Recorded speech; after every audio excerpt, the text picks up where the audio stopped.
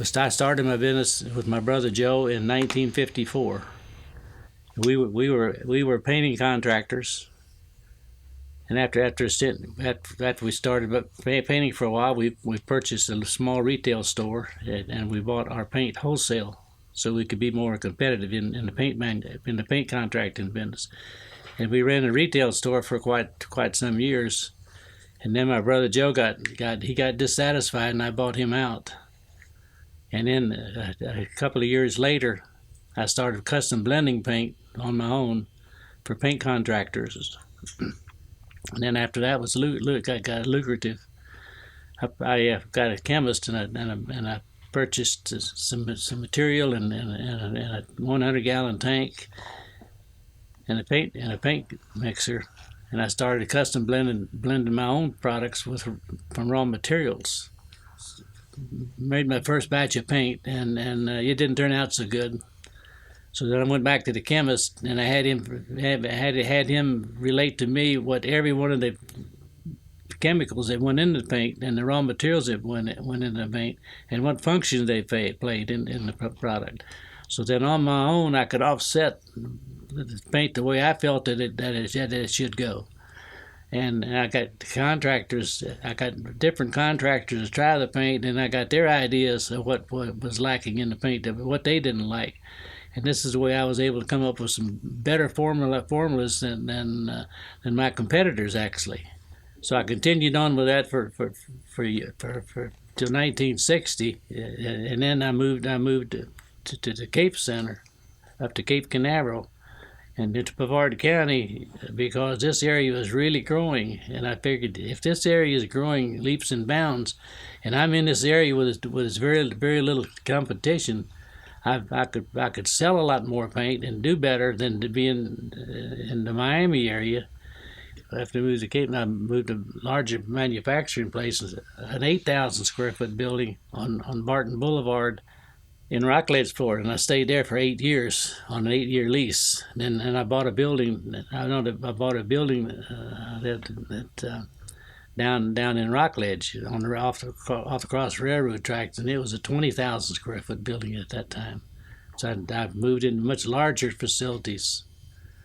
And then I continue on from there, and then I hired salesmen, and I went around the state of Florida selling retail stores my products.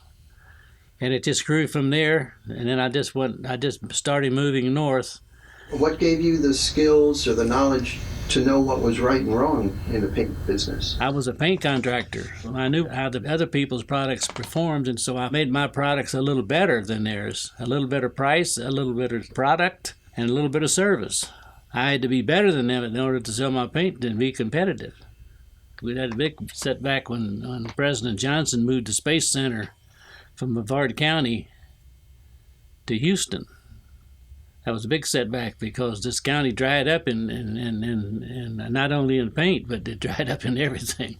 I survived that by sending salespeople in other areas other than I started out in Orlando and over to the West Coast and down the West Coast to Miami and setting up retail dealers and major contractors. The only way I grew Richards Paint Manufacturing Company was whatever profits that I had, money that I had left over after taking care of my family and paying my expenses at the store, I put back into the business to buy more product and so I could sell more paint. We do a lot of things for the dealers that other people don't do.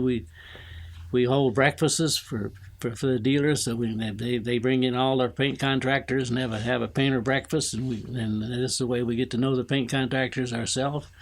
And this is the way we get to know their problems and what problems they have on the job, stuff like that. And then we try to build better products for the dealer than the products he's been using for other companies.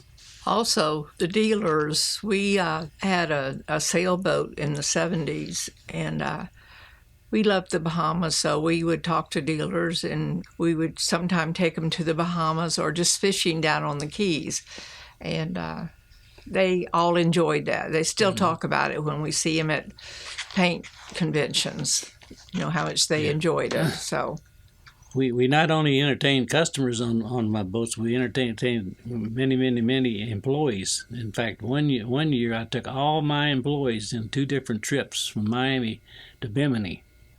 I'm the first one to realize that without good employees, you're not in business. You're going to go out of business. All of our employees that work for us are like family.